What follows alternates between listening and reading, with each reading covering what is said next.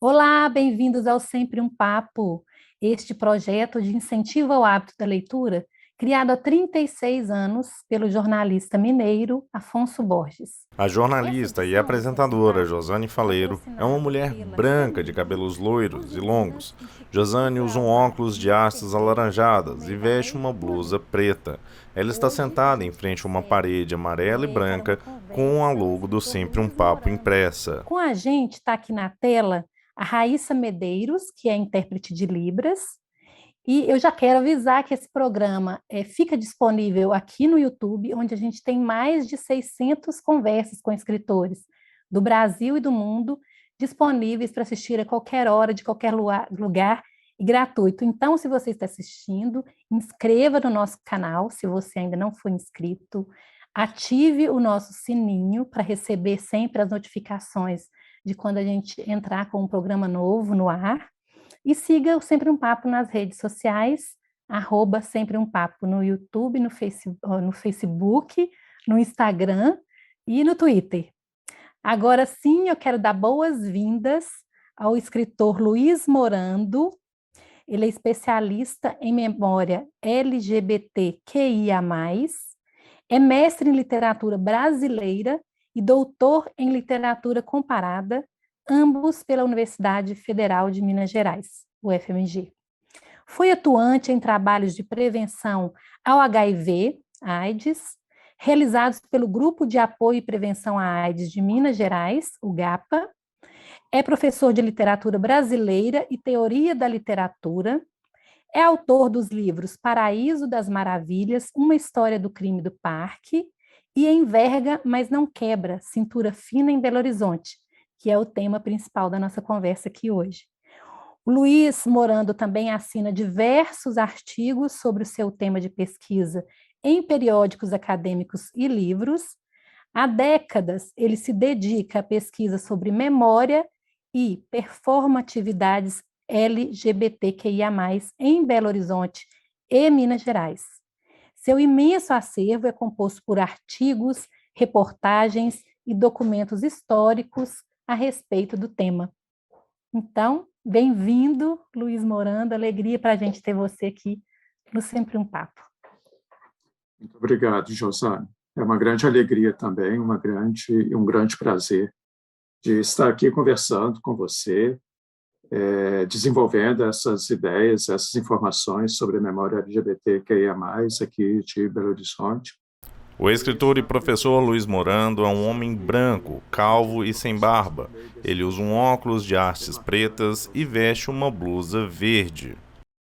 Luiz, antes da gente entrar aqui na temática dos livros, né, que a gente vai abordar principalmente, suas obras, aqui no Sempre um Papo a gente tem recebido autores mineiros, nascidos no interior ou em Belo Horizonte mesmo, e você é nascido em Carangola, né?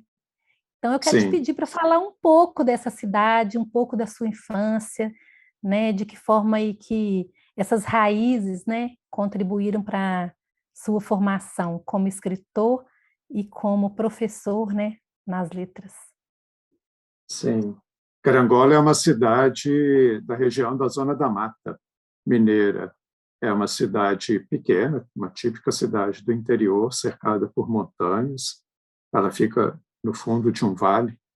E é uma cidade em que, juntando a zona urbana com a zona rural, chega a mais ou menos 25 mil moradores. E eu nasci lá em 64 e fiquei lá durante esse período inicial da minha vida até os 20 anos. Por volta de 1983, eu vim para Belo Horizonte fazer o curso superior, né, a graduação em letras, como eu fiz na UFMG, com aquela ideia de que mais tarde eu retornaria para Carangola para atuar na docência, no magistério, o que acabou não acontecendo. Mas essa atração, esse certo afeto e um ambiente muito propício para trabalhar com magistério, eu já tinha em casa uma certa tradição familiar, né? A minha avó materna, ela foi professora antigamente no grupo escolar, né, como era falado. Atualmente a gente fala o período de ensino fundamental, do 1º ao 4º ano. A minha mãe também, ela foi professora nesse mesmo campo, no grupo escolar, e o meu irmão mais velho, que foi professor no ensino médio, né, no 2º grau da época. Então, havia esse ambiente. Bom, esse meu irmão mais velho, ele trabalhava com língua portuguesa e literatura, e a minha mãe e a minha avó também.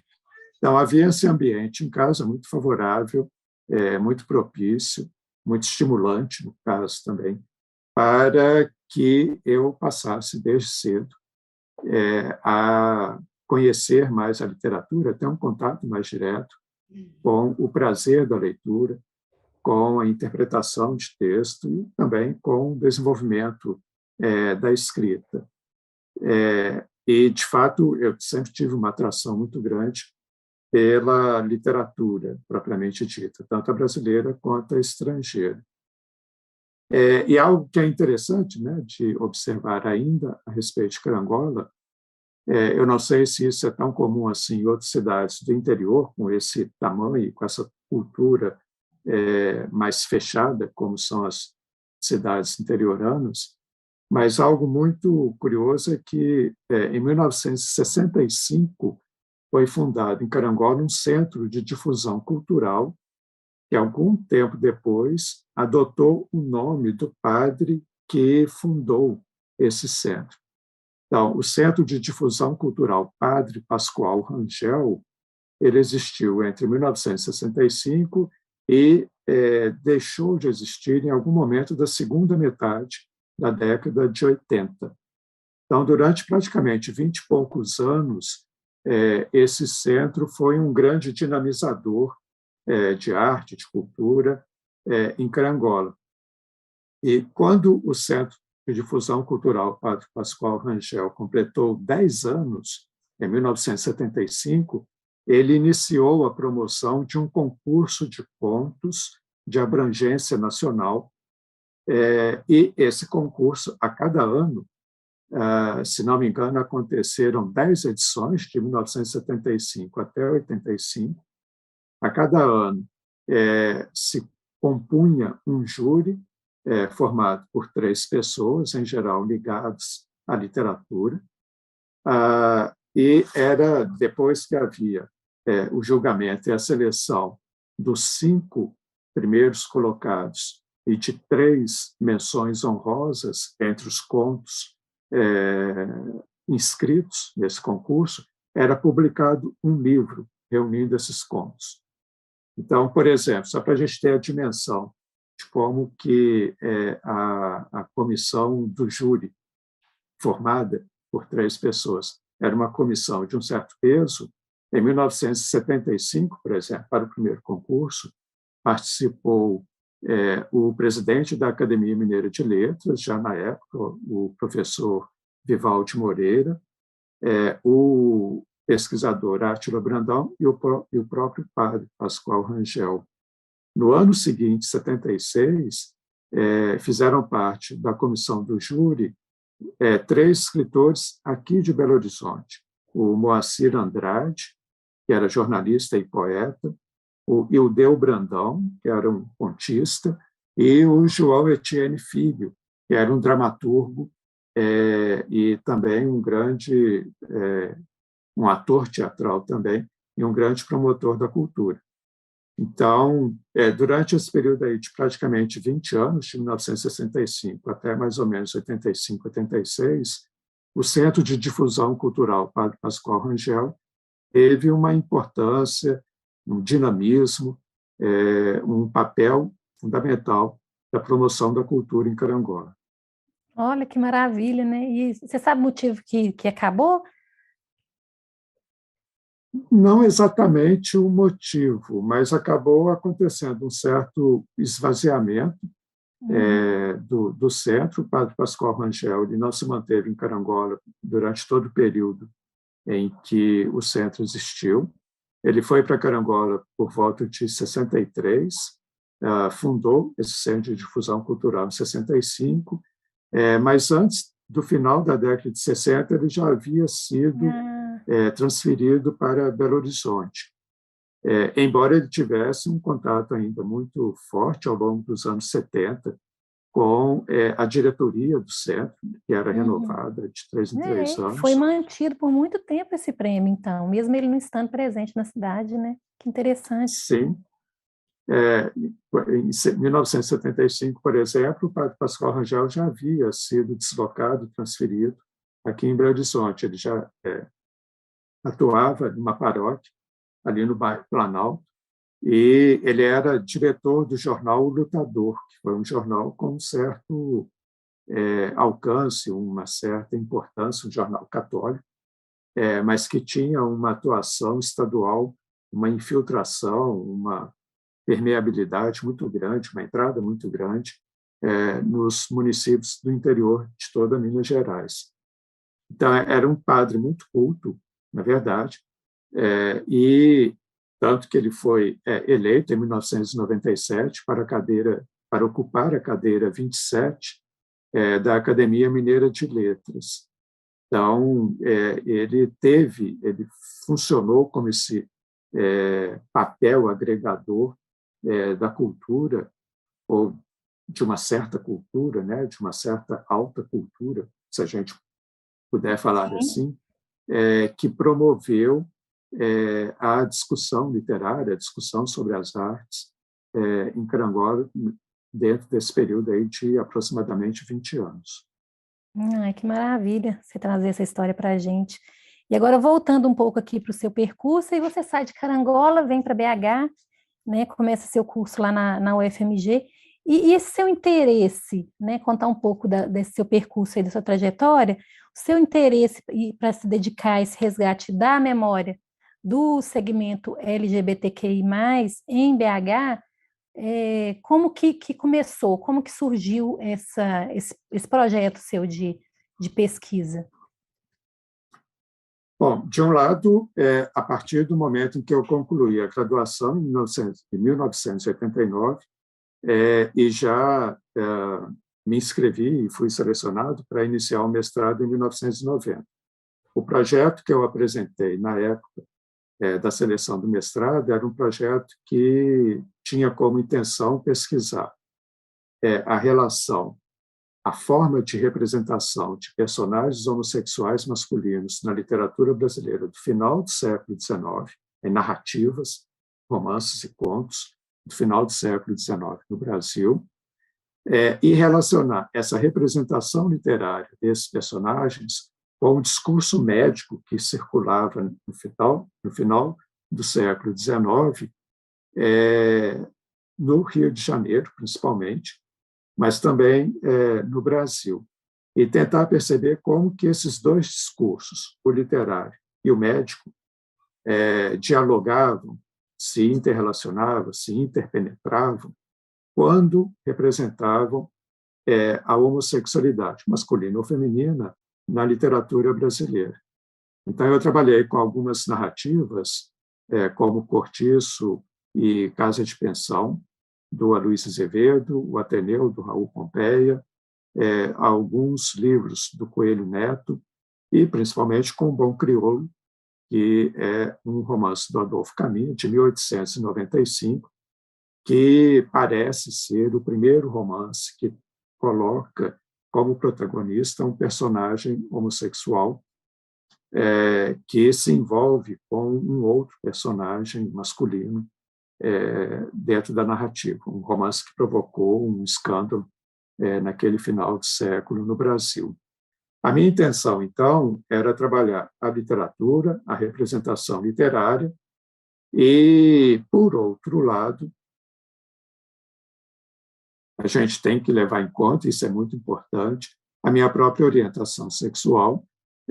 Eu sou uma pessoa gay e já como interesse particular, eu tinha muita intenção, eu era muito estimulado a tentar recuperar, por meio da literatura, por meio da trajetória da literatura brasileira, a forma de representação de personagens homossexuais, masculinos ou femininos, ao longo do século XX. Por isso, eu iniciei, no final do século XIX, essa pesquisa. Ainda no final dos anos 80, eu comecei a formar um acervo de jornais e de revistas, né, matérias de jornais e de revistas, que tratavam, que tematizavam as homossexualidades. Essa dissertação de mestrado ela foi pioneira em Minas, principalmente em Belo Horizonte. Até então, isso não era um tema escolhido para ser pesquisado. Ela foi a primeira dissertação na UFMG a trabalhar com essa questão. E, ao mesmo tempo, em 1992, eu me tornei voluntário no Grupo de Apoio e Prevenção à AIDS, que é uma instituição que já acabou, fechou as portas em 2014, mas que, naquele começo de anos 90, era uma instituição muito forte, muito representativa no combate, na educação, na sensibilização e na prevenção contra a AIDS aqui em Belo Horizonte.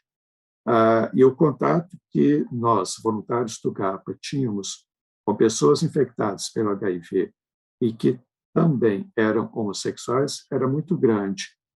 Isso me colocou, então, dentro de um contexto muito propício para começar a resgatar a história desse segmento LGBTQIA+, aqui em Belo Horizonte. Como que pessoas gays, lésbicas, travestis, transexuais criaram uma experiência e uma vivência de sociabilidade sustentada pelas suas identidades. Então, quais locais eles frequentavam, quais histórias foram fixadas na memória das pessoas, quais eram os roteiros que esse público criava dentro da cidade para estreitar laços, estabelecer relações sociais ou afetivos sexuais aqui em Belo Horizonte.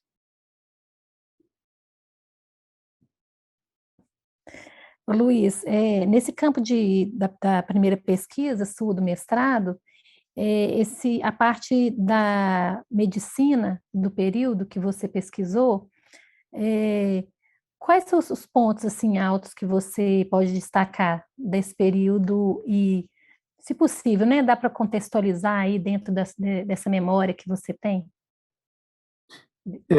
O discurso médico, de uma maneira geral, e aí a gente pode tratar também do discurso científico, de uma maneira geral, sempre teve uma particularidade relacionada a mecanismos de estigmatização e de exclusão de pessoas que não correspondiam a uma matriz de comportamento heterossexual.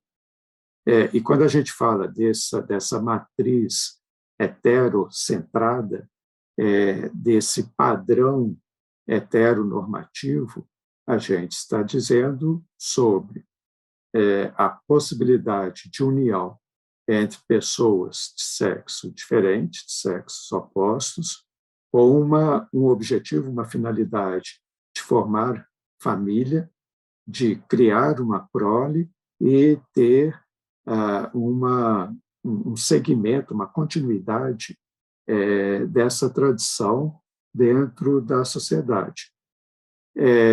O discurso médico sempre estigmatizou, naquele período e ao longo do século XX, com uma certa intensidade, essas sexualidades, essas formas de sexualidade chamadas desviantes ou dissidentes, porque eram formas de sexualidade que não atendiam àquele padrão, àquela norma heterossexual de construção daquele núcleo social que é chamada de família.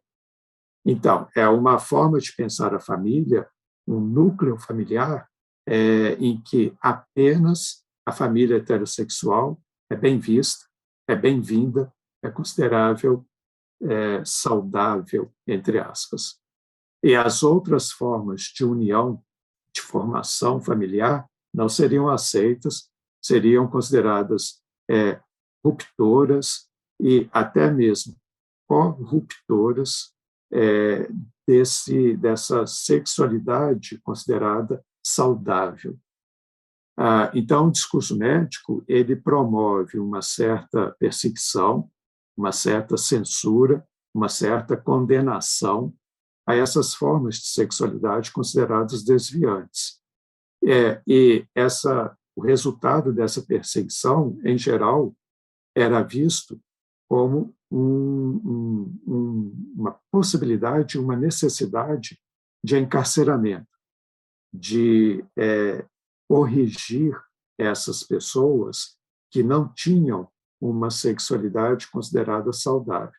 Então, elas seriam encarceradas em hospitais, sanatórios, hospícios, para terem recuperadas a sua saúde e para retornarem, né, já que se trata da mentalidade desse setor, de um desvio, para recuperarem e retornarem a um caminho saudável. Esse tipo de mentalidade, na verdade, ele está ainda presente em certos discursos da contemporaneidade, né? Principalmente em discursos mais tradicionais, mais fundamentalistas, como o discurso religioso, e principalmente o discurso religioso mais conservador, como o dos pentecostais e dos evangélicos, que tentam, se apoiando no discurso religioso, no discurso bíblico, também estabelecer um padrão, uma normatividade de conduta sexual. E aí riscam, né, condenam, colocam como pecado essa forma de expressão da sexualidade outra que não seja a heterossexualidade.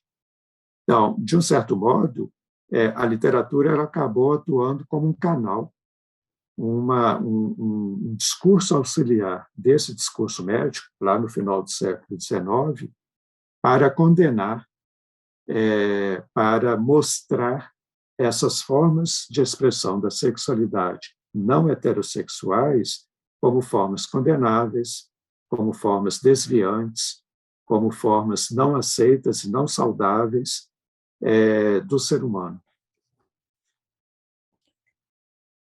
Saindo um pouco da literatura, no campo das artes, qual área que você acha que auxilia esse discurso positivo do LGBTQIA+.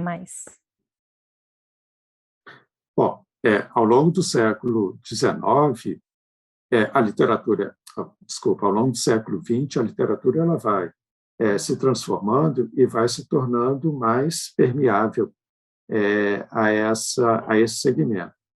Mas, para além da literatura, a gente pode perceber também um tratamento diferenciado que vai acontecendo paulatinamente, mas principalmente a partir dos anos 70, um discurso mais permeável para representar as sexualidades consideradas dissidentes no teatro, no cinema e nas belas artes, né, nas artes plásticas.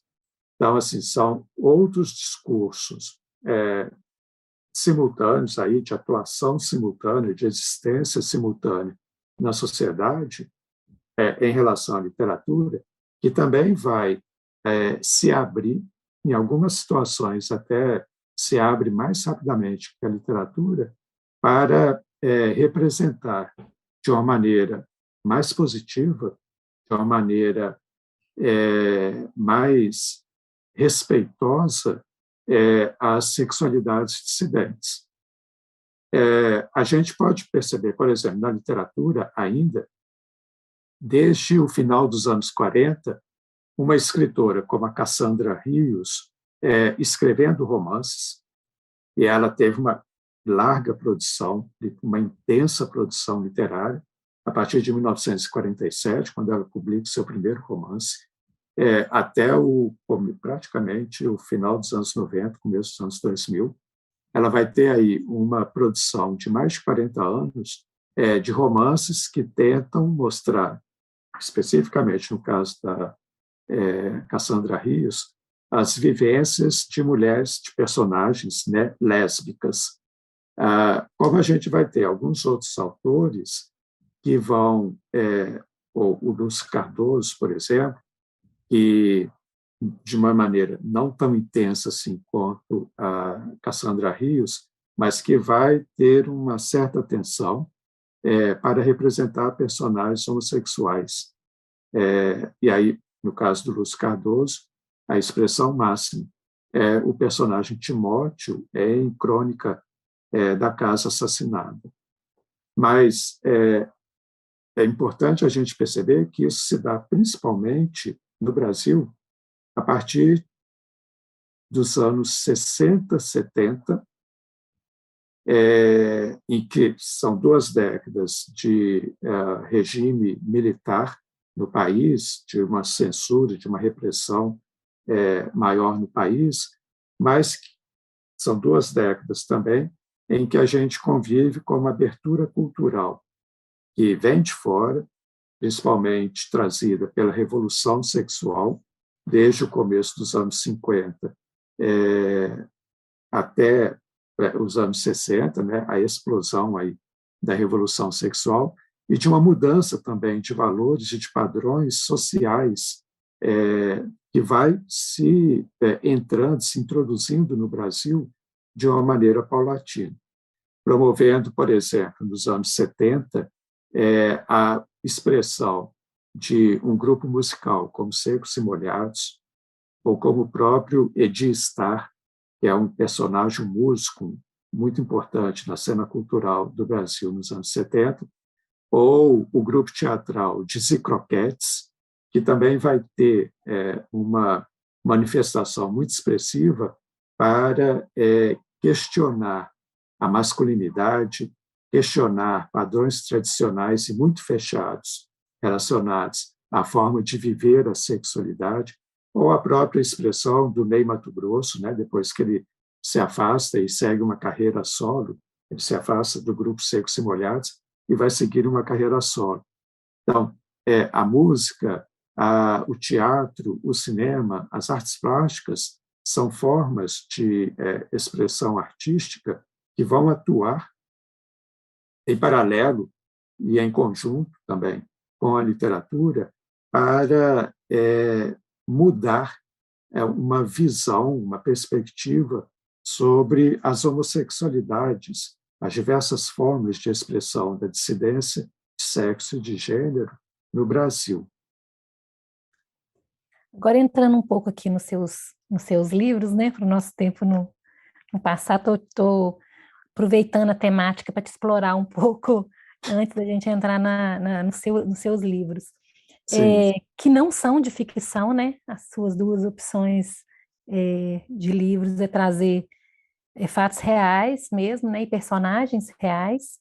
Eu quero te pedir para falar um pouco sobre esse processo de pesquisa, né? E como que você chegou nessa temática de uma história no crime do parque, que também é uma história ligada a um crime de homofobia, né? Sim. Homoerótico, que você chama, Paraíso das Maravilhas, uma história do crime no parque, que é o livro que foi lançado em que ano, Luiz? Em 2008. Você tem ele aí para mostrar para a gente a capa? Sim. Luiz segura nas mãos o livro Paraíso das Maravilhas. Ele foi publicado em 2008 pela editora Fino Traço e, para além dos artigos, né, que eu publiquei, que eu começo a publicar nos anos 90 sobre essa temática, ou esse grande tema, que é o resgate da memória LGBTQIA+, de Belo Horizonte, eu comecei também a produzir livros de não ficção que resgatam a história de determinados acontecimentos ou determinados personagens importantes de BH. Esse primeiro livro, de 2008, Paraíso das Maravilhas, uma história do crime do parque, remete a um acontecimento de 1946, aqui em Belo Horizonte, que é um acontecimento que criou uma grande polêmica e um grande escândalo, mas que serviu para revelar para a sociedade da época um território dentro do Parque Municipal, Américo René Gianetti, né, lá no centro da cidade, um território em que homens homossexuais e bissexuais se encontravam à noite, e aqueles próprios homens, frequentadores ali daquele território, denominaram aquele território como Paraíso das Maravilhas. Então, por volta de 8h30 da noite até meia-noite, esses homens se encontravam e criaram formas de sociabilidade, formas de conhecimento, formas de convivência dentro de uma sociedade que não aceitava ou atuava com muito preconceito, com repressão, com muita estigmatização, esses homens, ou essa forma de expressão da sexualidade. Voltando um pouquinho mais atrás, em 1941, 1942, o Juscelino Kubitschek, que era prefeito da cidade na época, mandou retirar as grades do Parque Municipal. Então, toda aquela área ela era aberta ao trânsito noturno. As pessoas circulavam pelo parque de madrugada, muitas vezes para cortar caminho, em direção ao bairro, à região de Santa Efigênia, São Lucas, mas também para, muitas vezes, conviver, criar formas de sociabilidade ali dentro do parque. Homens homossexuais e bissexuais foi um desses grupos que, em uma região que hoje estaria situada atrás do prédio do Palácio das Artes, eles desenvolveram, a partir de 1942, até quando esse crime aconteceu, em 1946, eles desenvolveram ali uma rede de sociabilidade. Em 5 de dezembro de 1946, o corpo de um homem foi encontrado com 28 facadas, ali naquele Paraíso das Maravilhas. A Polícia Civil, então, iniciou uma investigação para tentar identificar o criminoso, o que não conseguiu, mas os jornais acabaram revelando e, enfim, dando conhecimento público àquele território. Existem reportagens, inclusive em periódicos de outras cidades, né, do Rio de Janeiro, de São Paulo, sobre o crime do parque e a exposição desses hábitos e de algumas dessas pessoas nesses periódicos.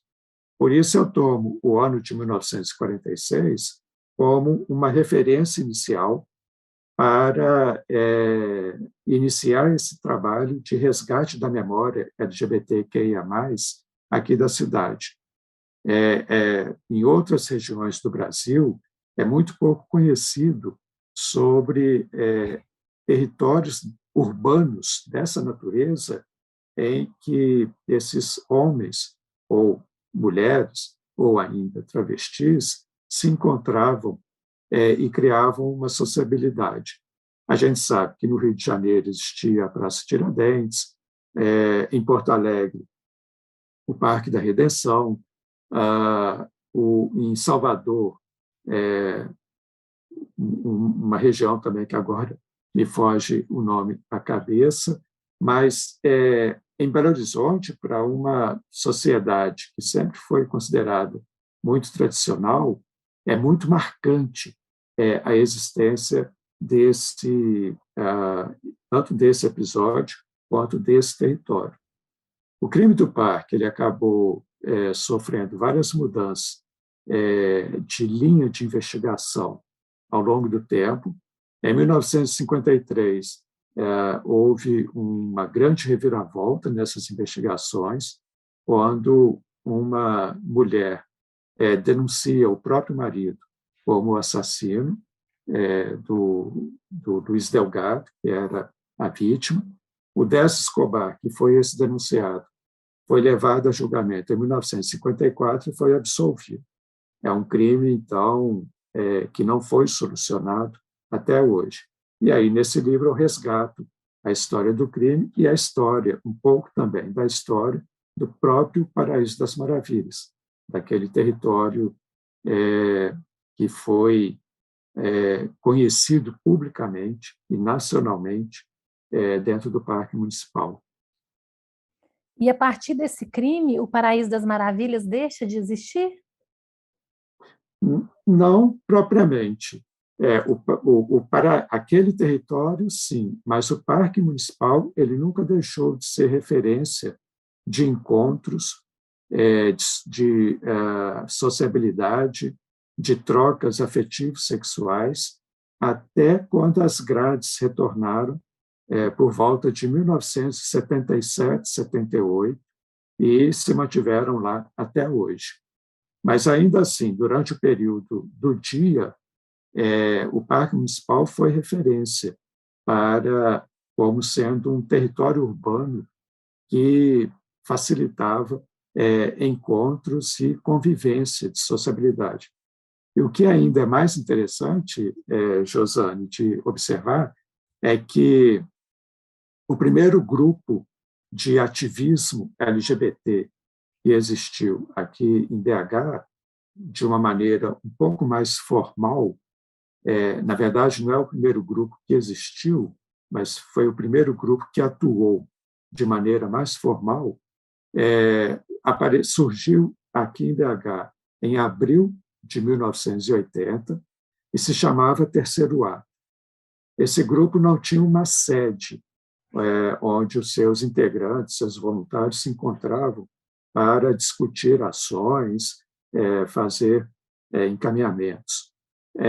As pessoas que se envolveram com o Terceiro Ato entre 1980 e 1982, que foi o período de existência desse grupo de ativismo, essas pessoas se encontravam no Parque Municipal, naquela região onde existiu o Paraíso das Maravilhas, lá nos anos 40, e elas se encontravam ali sem saber, sem nem mesmo conhecer a história do crime do parque e a história do Paraíso das Maravilhas. Então, é uma coincidência muito interessante, muito bacana, de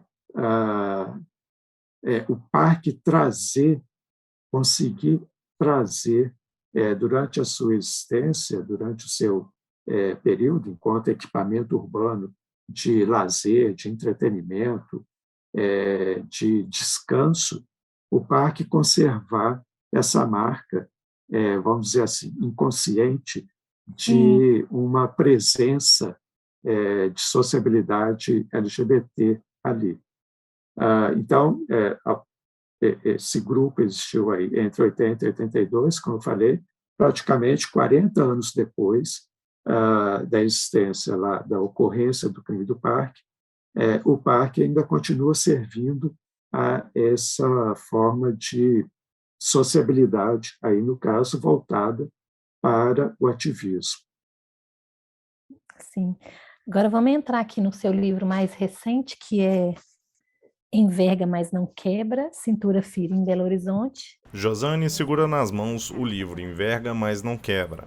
A capa tem o fundo rosa, com diversas colagens de fotos da travesti Cintura Fina. Você usa também ela no feminino, né? Depois a gente Sim. pode até falar a respeito dessa sua escolha. Ficou bem conhecida, assim, em 98, com a minissérie O do Furacão, na Globo, né? Mas como que por que você escolheu essa personagem, assim, para trazer essa biografia? Então, a minha pesquisa de resgate da memória LGBTQIA+, aqui de BH, ela tem um recorte temporal que é de 1946 até 1989. Essa pesquisa ela está sustentada em 3 bases. primeiro, as reportagens, as notícias de jornais que eram veiculados nos periódicos aqui de BH sobre ocorrências, acontecimentos, personagens da vida LGBT da cidade, entre 46 e 89. A segunda base são os processos judiciais de crimes que envolvem, seja como vítima ou como réu ou ré, pessoas LGBT. Eu peço o desarquivamento desses processos para ler, como foi o caso da Cintura Fina, que depois eu vou mencionar.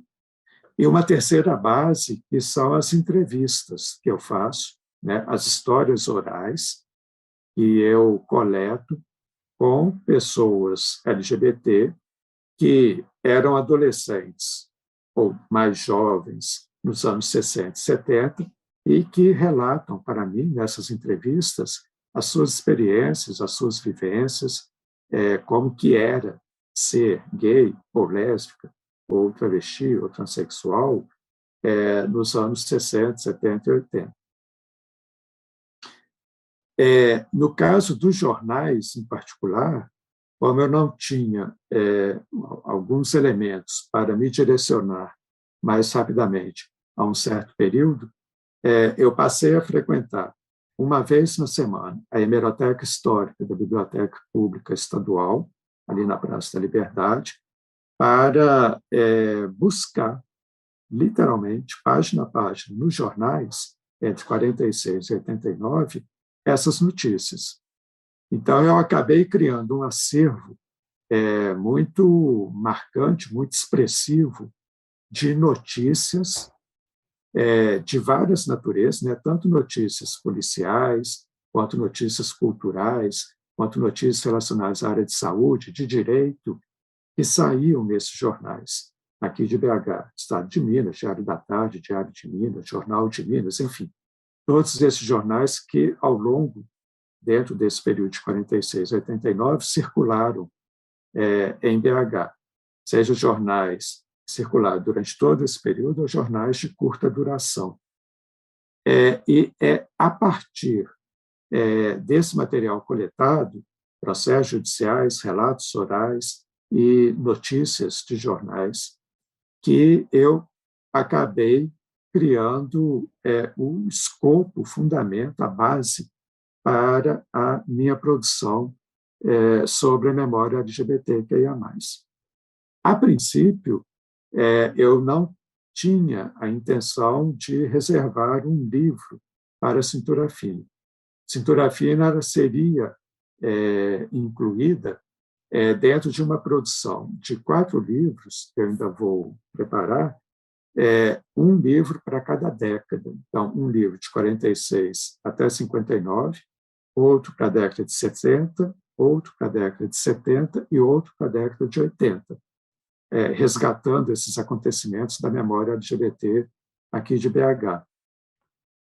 Mas Cintura Fina foi ganhando uma dimensão, uma expressividade, uma força tão intensa que eu acabei não resistindo e separei, reservei um livro para ela, que é o livro que você mostrou, o Enverga, mas não quebra, Cintura Fina em Belo Horizonte. O título ele já é muito importante, ele já tem um caráter declaratório sobre a personalidade da Cintura Fina. Ela se dobra, mas ela não se quebra diante das forças contrárias, da força policial, da força do judiciário, da força social que não aceitava Cintura Fina como ela era, ao modo como ela era. Não, ela envergava, mas não quebrava. Ela sempre exigia respeito à sua maneira de ser durante o período em que ela conviveu e circulou em BH. Em 1992, o Roberto Drummond publicou o romance Hilda Furacão, em que a Cintura Fina é um personagem secundário, mas que está ali presente ao lado da Hilda Furacão, E em 98, a Glória Pérez faz a adaptação para a minissérie na televisão, que leva também o mesmo título do romance, O do Furacão. E lá está a Cintura Fina também como uma personagem coadjuvante. Nessas duas narrativas, na obra literária e na obra televisiva, a Cintura Fina ela não está representada da maneira como ela era. Tudo bem que são obras de ficção, e a gente sabe como que as obras de ficção são pautadas por outros critérios, por outras formas de representação, e que elas não têm que ter, de fato. Né? A minha formação ela está toda voltada para letras. As obras de ficção elas não têm que ter um compromisso com a realidade. Por isso, eu achei importante de trazer à tona uma imagem mais próxima daquela que Cintura Fina foi, começando por essa mudança do pronome. Desde quando Cintura Fina chegou aqui em BH, em 1953, né, ela não era mineira, ela nasceu no Ceará em 1933 e chegou com 20 anos de idade, em 1953, a Belo Horizonte. Ela já se via como uma forma de expressão da sexualidade que não era a heterossexualidade e que também não era a homossexualidade. Um desejo muito intenso que eu tive foi de encontrar algum pronunciamento na Cintura Fina em que ela se identificava como uma travesti, de fato, ou que ela se via como uma mulher. E, para minha felicidade, em um processo, em um depoimento que ela dá em um inquérito policial de 1964, ela fala literalmente para o delegado: eu sou mulher, eu fui feita para os homens. Então, isso é muito importante para que a gente já comece a construir uma identidade da Cintura Fina mais próximo da forma como ela própria se via, e não como os escritores retrataram ela, ou não também como os jornais retrataram, utilizando o pronome masculino para se referir à Cintura Fina, como o cintura fina, ou homossexual, ou travesti. A gente sabe que naquela época não havia essa flexão pronominal com relação às pessoas travestis. Hoje nós sabemos que o gênero correto para se referir a uma travesti é o gênero feminino.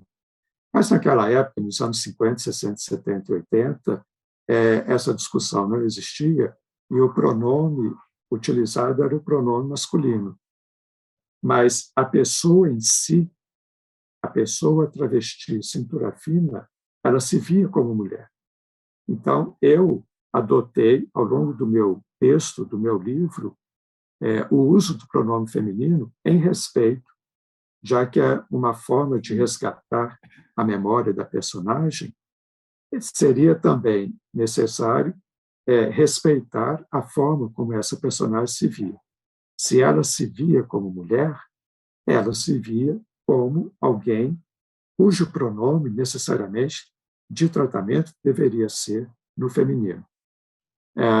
E isso, então, é uma quebra muito significativa, ou uma forma de retratar uma personagem que, desde quando chegou em BH em 53, à luz do dia ou à noite, ela se vestia utilizando uma vestimenta feminina, ela se enfeitava, se preparava com adornos femininos, usava batom, pinçava sobrancelhas, usava maquiagem, pulseiras, sandália feminina, o corte do cabelo era ao modo feminino. Então, não tinha razão para, em 2020, que foi quando eu publiquei o livro, e com toda essa experiência acumulada, não só do ativismo e das mudanças desses últimos 20 anos, no que diz respeito às sexualidades LGBTQIA+, não tinha condição nenhuma de continuar tratando cintura fina no masculino. Sim.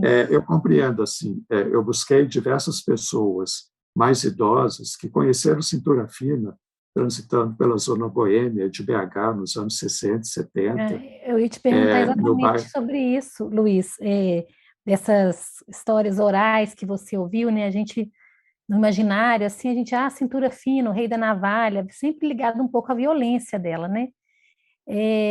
E você traz um lado, através dessas histórias, mais humano, né? Da cintura fina, como uma pessoa inteligente. Queria que você falasse um pouco desse resgate também, desse outro lado da cintura fina, né? Sim, pois é.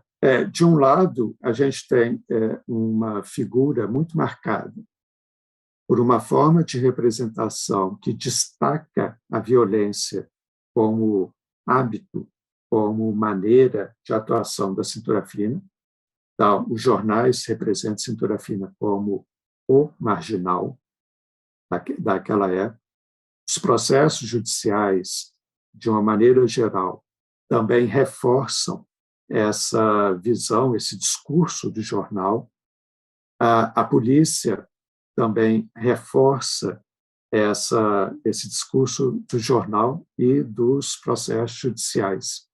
Então, você tem, de um lado, aí, instituições, autoridades que acabam reforçando essa visão da cintura fina associada à violência. Eu fiz um esforço muito grande para não, por exemplo, esconder ou disfarçar o uso da navalha como forma de defesa. Na memória popular ou na construção social que foi erguida sobre cintura fina, a navalha é sempre uma forma, é uma arma para agredir e matar o outro. É importante a gente perceber que a navalha, no caso cintura fina, ela era usada como forma de autodefesa.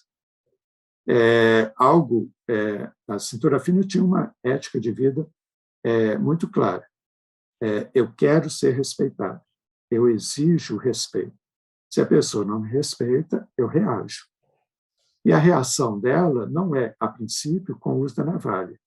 Cintura fina era uma pessoa forte, ela sabia lutar muito bem, e ela sabia partir para o ataque braçal, né, corpo a corpo, quando ela era desrespeitada, injuriada, ou até mesmo agredida fisicamente.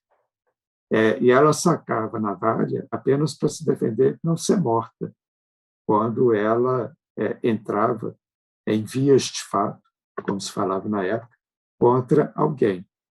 Ela nunca, cintura fina, nunca matou ninguém, nunca cometeu suicídio. Todos os delitos que ela comete são delitos de baixa periculosidade, furto, roubo, lesões corporais e receptação de objetos, quando é o caso dela furtar e passar para frente aquele objeto de furto, mas ela nunca matou.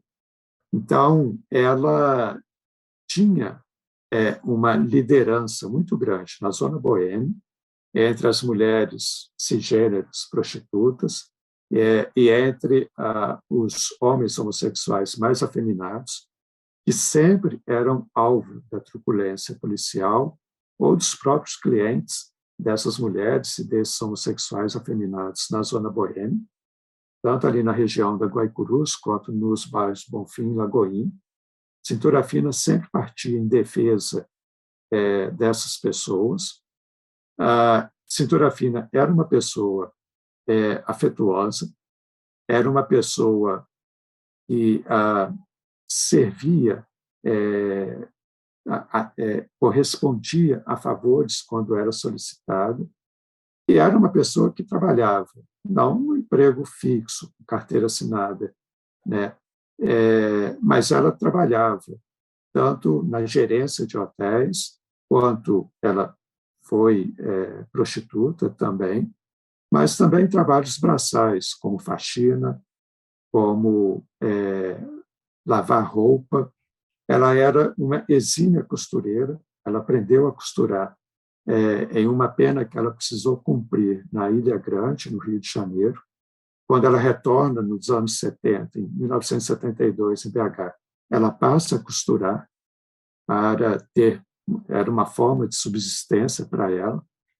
Então, era justamente colocar essa visão paralela àquela forma de violência que os registros policiais, jornalísticos e judiciais construíram de cintura fina, essa maneira de pensar a cintura fina como uma pessoa que, sendo negra, trabalhador de sexo, pobre, era uma pessoa que já, e travesti, era uma pessoa que já trazia no seu corpo,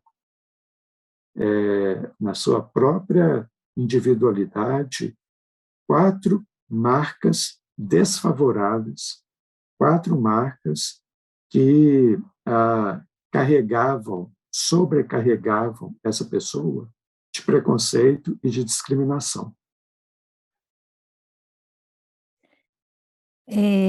Uma pena que nosso tempo já acabou, mas eu acho que a gente deu um gostinho bem bom assim para quem quiser conhecer melhor a história, né? Dessa pessoa, que se tornou um mito, né? Sim. No Brasil, reconhecido no Brasil inteiro, que é a cintura fina. Eu quero agradecer a sua presença e deixar você para falar suas considerações finais. Luiz Morando, muito obrigado por participar com a gente aqui do Sempre um Papo. Muito obrigado, Josane, pelo convite, por essa oportunidade de estar falando um pouco mais sobre a minha produção, mais especificamente sobre essa figura tão importante para, sobretudo, o segmento de pessoas travestis e pessoas trans aqui de BH. Cintura Fina é uma pessoa, de fato, inesquecível, seja lá o que ela tenha cometido na vida dela.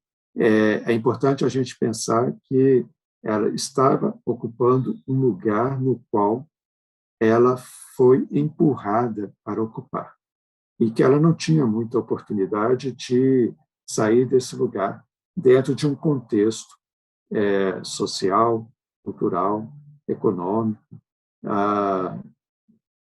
daquela época em BH.